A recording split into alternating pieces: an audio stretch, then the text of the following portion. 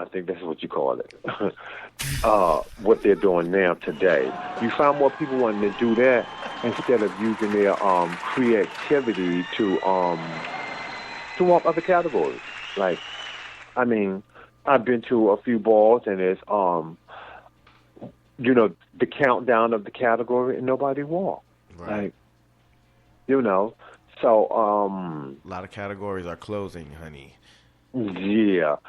And I think that, but what I would think is that all it would take is someone from my era. I'm going to say again, to like start like bringing those categories back.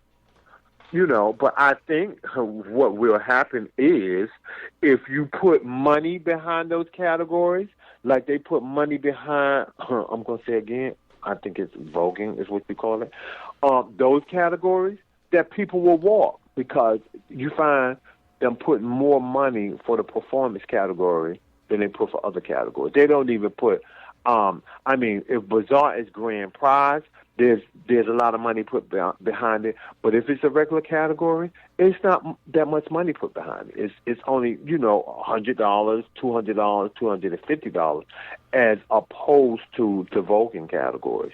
Now, if you have you bring these categories back in from back in the days and you add cash behind it, I'm quite sure people will start using their creativity and walking.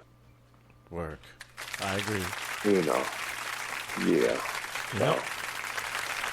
So give us some of your best ballroom memories. Who are some of the people who influenced you in the ballroom scene? Say it again now? I said give us some of your best ballroom memories. Who were some of the people who influenced you in ballroom?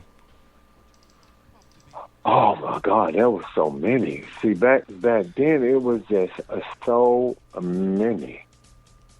Well, you don't have to name I all of remember, them. okay, let me go back to Pepper's Ball. And that was the ball that I was telling you about in 1988. That ball, first of all, the voguing category was phenomenal. Just seeing them voguing back then. I'm going to say, see, there's so many. Oh my God, and there's just a lot that's just not even here today. Wow. Oh gosh, let me see. First of all, first time when I've seen Paris, Avis, or Pepper even walking. That amazed me, like them outfits that they had on. Their outfits was like, like it was like ridiculous. Like, and then peeling pieces off and stuff like that. I had never, when I was coming from North Carolina to D.C. to New York, that was amazing seeing that stuff like that because I had never seen that before. Like people with big old gowns on that was peeling pieces off. I had never seen that. To me, it was like a fairy tale. It was like magical, a like Cinderella or fairy tale. Yeah. The face battles back then. I remember Alan Adonis. The realness category. That was amazing to me to see the Femme Queen realness. That was amazing because when I seen Femme Queen realness, I couldn't believe that those were men. Right. Some of them were beautiful. When I saw that category. Wow. And that category, just seeing the battles back then, that's what was an influence on me. I'm not going to say that it was people per se. It was the battles and the screaming of the houses back then. Like you would hear them screaming out, "LaBeija Adonis, LaBeija Adonis." All of that stuff was that was it for me.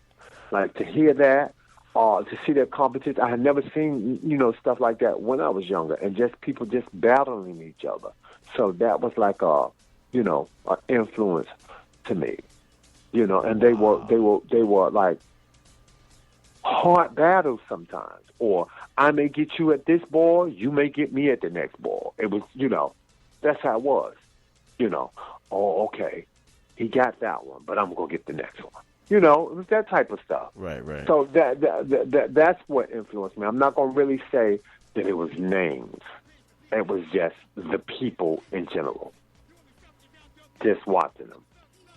Right. Because you remember, all of this was new to me. All of it was new to me at this time.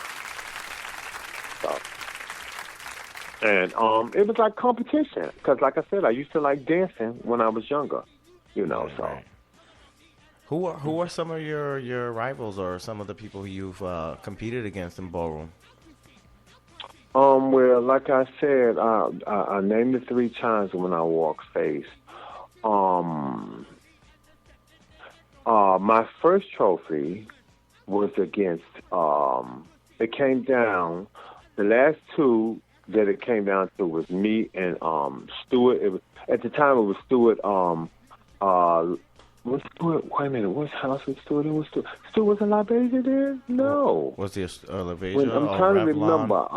I can't remember what house Stewart was in at the time, but I do recall my first trophy winning over Stewart. It narrowed down to me and Stewart, or whatever the case may be. But I remember Ira, Ebony, Aphrodite competing. I can't remember the other components, but like I said, I remember it being on me and Stewart.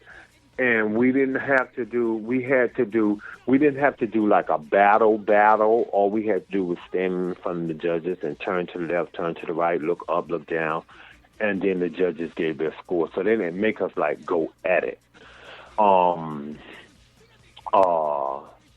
on the club scene, like going to the clubs, who they used to make me battle all the time was Mohammed. Ooh. They used to make me battle Muhammad Omni. They used to make me battle him all the time. And it was just fun, the battles that we would get in, because we were friends. Right. Like, so you know, it was all out of fun. It was more out of fun then. Yeah, friendly performance. Like when you had a rivalry then, it was out of fun. Like, if we didn't like each other, how we would get each other back is on the floor. That's how it was back in the day. Like, this enemy, this public enemy #1 stuff that they have going on today, no.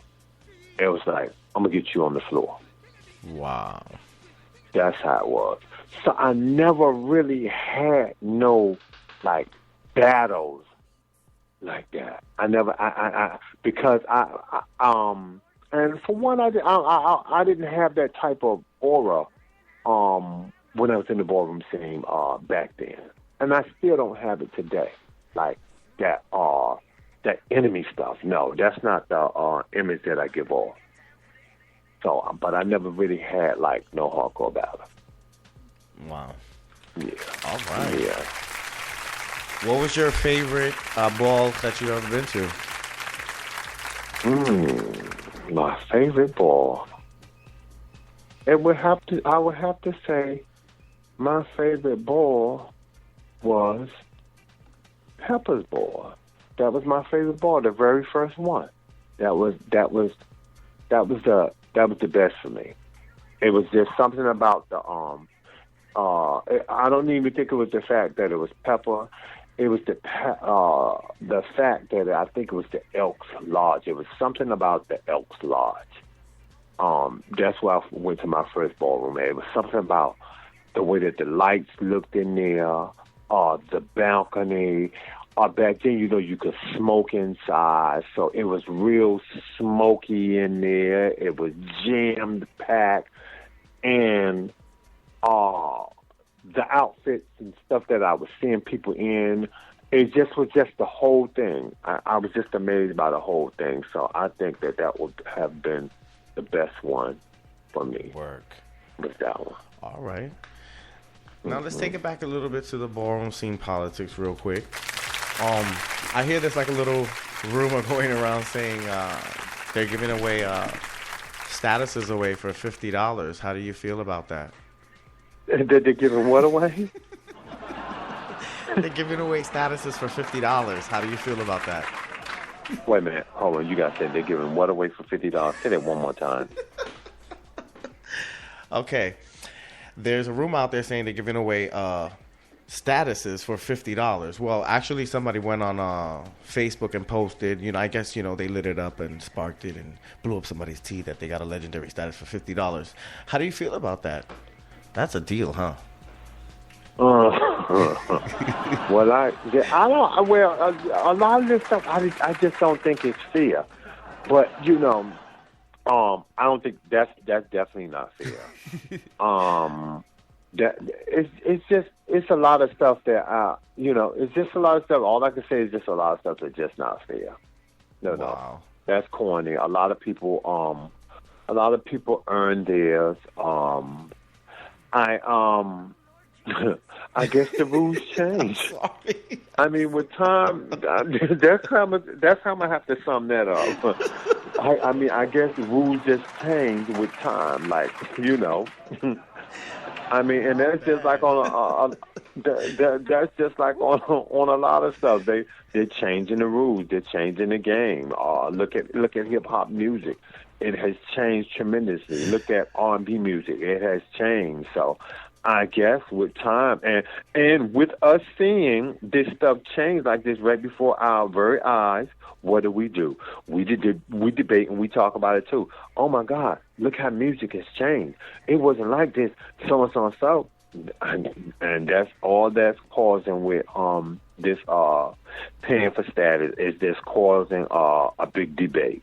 Wow. Right. And in a minute, it probably, the prices probably go lower for status. You never know. 2 for 1. Yeah. I've heard so much. I've heard so much stuff. I heard about the people that sleep with people for status. I've heard about all that, but and I just try not to get caught up in it. Because it's bad enough as is, like dealing with like other negativity, like just with life in general, So I just try to not get caught up in that nonsense.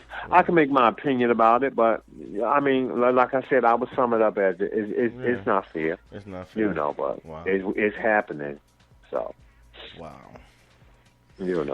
Okay, I got a question. Are you on the deeming board? No. No. No. No deeming board. I don't even know nothing about when it comes to all this stuff. When it comes to this deeming and all that stuff, I don't even know nothing about it. Right. As you said earlier, you said you do it for the fun of it. Yeah, I do it for the fun, and if some point. I get deemed as, an icon. I would take it with all arms. But until that time comes, I'm not going to sit and say, well, they gave this one his in 2 days. I'm not even going. Because legendary sounds. I'm content with that. Right. I like the way that sounds. That has a ring. Yeah, that has a ring to it for me. So. But like I said, I'm not gonna get into the debate. One more controversial question because I gotta at least throw 3, spark it real quick. Okay. Do you happen to know Janice Zion? Say it again. Do you know Janice Zion, Femme Queen, New York City? She vogues. Janice. Yes, Janice. There was a whole controversial issue with Janice and Dorian Stewart in one of the groups on Facebook and stuff. She feels, a lot of the people in Ballroom feel that, she should be legendary or icon. A lot of people in the ballroom scene say no. She was deemed legendary by someone. I don't want to say no names, but it is posted on social media. But, a lot of the leaders in ballroom scene today are stating that she's not really a legend or she's not an icon. How do you feel about that? How does that work? How would you feel if you were put in that position? Well, I mean, like I said, everyone has their different opinions, and